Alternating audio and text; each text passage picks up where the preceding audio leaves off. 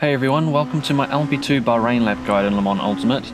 After recently driving this car at Le Mans, I can confidently say that this thing feels a lot nicer to drive around this track. It's not as loose and snappy. Anyway, down towards the first turn, we're looking for the 150 board on the left there, and we're going to ideally be braking a little bit after that where that off-road is. Brake right where that off-road starts. If you brake any later, you'll go a bit deep into the turn. But to be honest, into this first turn, I've put a bit of a graphic on screen there. You would rather have a later apex and straighten up your exit line than apex too early, cutting the curb too much and really having to pull the car back before getting back on throttle. I broke a little bit too late there, but I still managed to pull the car back nicely and straighten up my exit line. Bring the car a little bit back towards the right to open up your entry line for this left bend here. You can go through it flat if you upshift to second gear early, and then cut a little bit over this inside curb. Don't go too far, you don't want to invalidate your lap. And then carry your speed to the outside, and again, don't cut over the white line. One thing I need to say right now is that around this track, the track limits are always the white line, so you always have to keep at least two wheels within the white line. It's not like some circuits where the edge of the curb is the track limits. Up towards this turn, we're looking for the off-road on the left there, and we're going to be braking just a little bit after that off-road ends. You can go a little bit outside the white line on entry there, but I find it's a little less grippy. Trailing the brake towards the inside here, you can use almost all of the inside curb. Just don't cut too much over because you can invalidate your lap if you cross over that white line fully. On exit, be careful because the track is a bit weird here. It drops away as you go over this little crest, and you can lose the rear end a bit, so just be careful with your throttle and steering inputs. Drive all the way towards the outside here, just make sure you keep at least those inside wheels on the white line, and just come back onto the track a bit. And we're looking for where the curb sticks out a bit here. We're going to be braking just after that point of where the curb sticks out, and then going to be trailing our brake towards the inside over this tricky section here. We can drop our inside wheels over the inside curb just a little bit to help shorten our line, and then we want to bring our car just a bit more towards the right so we can open up our entry line for the left here. On the left, you can actually go through here flat if you take it really nicely and just cut quite well over the curb. You can't cut too much obviously, but if you really turn hard in and cut over the curb, you can go flat. Here I did have a safety lift, and then on the exit you can carry your speed to the exit curb. I didn't carry as much speed through here, so I didn't need to. Could have taken that slightly better. But into this hairpin, we're going to be braking just as the curb starts, braking in a straight line towards the outside, braking parallel to the curb, there we go, down to first gear, and then trailing it into this apex. You can use a little bit of this inside curb, shorten your line just that little bit, and then right after we get to the apex, we're getting on throttle to help rotate the car and exit. This big curb on the left here, it's very bumpy, so I just don't like to spend too much time on it, coming back off of it onto the track, then preparing ourselves for the next turn. This is going to be one of the trickiest braking points on the track. There's no super great braking reference. There's that white line that goes across the track. We're going to be braking about car length or two after that white line, and really not braking that hard because we're going downhill and we're turning at the same time, so really have to be careful on the brakes there. Now once you get to the outside turn, turn in, and you should just see the tip of this inside curb here, and that is our apex. We don't want to cut too much across that curb because that either means you've apexed too early or you're risking invalidating the lap. On exit, there's a little dip in the curb. Try not get into that dip because it can reduce your traction on exit, so I just use the inside of the curb there. Now for the next turn, we're looking for this light pole that's on the right side of the track. You can see it on the fence there, and then on the ground there's that darker blue strip of paint there. We're going to be braking just before that, staying all the way to the outside, then trailing towards the inside.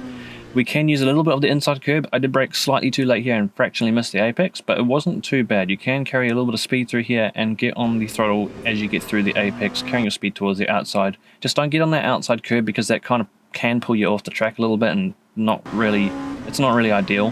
Then come back towards the left here, and then we're looking for where that big light pole is on the left side of the fence. That's kind of our turn in point for this right long bend here. It's quite a tricky turn. You don't want to turn too early. Then once you get towards the inside, you want to have a little lift, so you make sure that you don't run wide on exit, little lift, and then back hard on throttle towards the exit using that exit curb.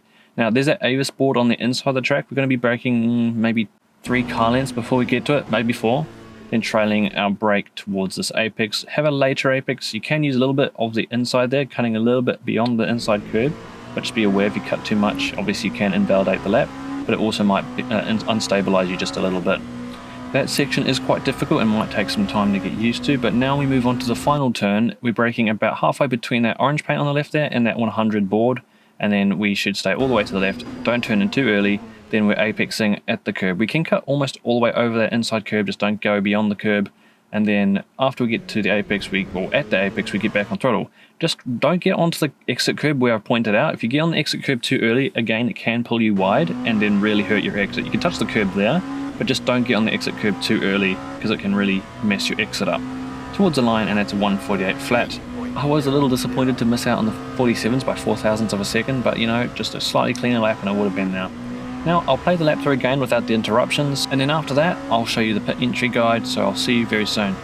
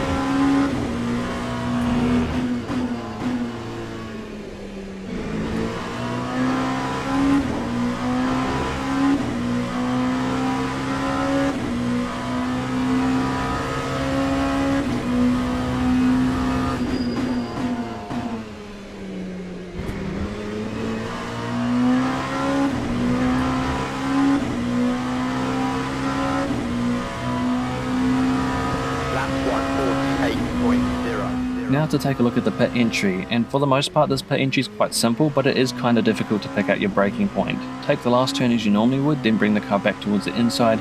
Now there is a white line that goes across the track there where the blue paint starts, and we're going to be braking about 3 car lengths before that white line, and then bringing it down to first gear.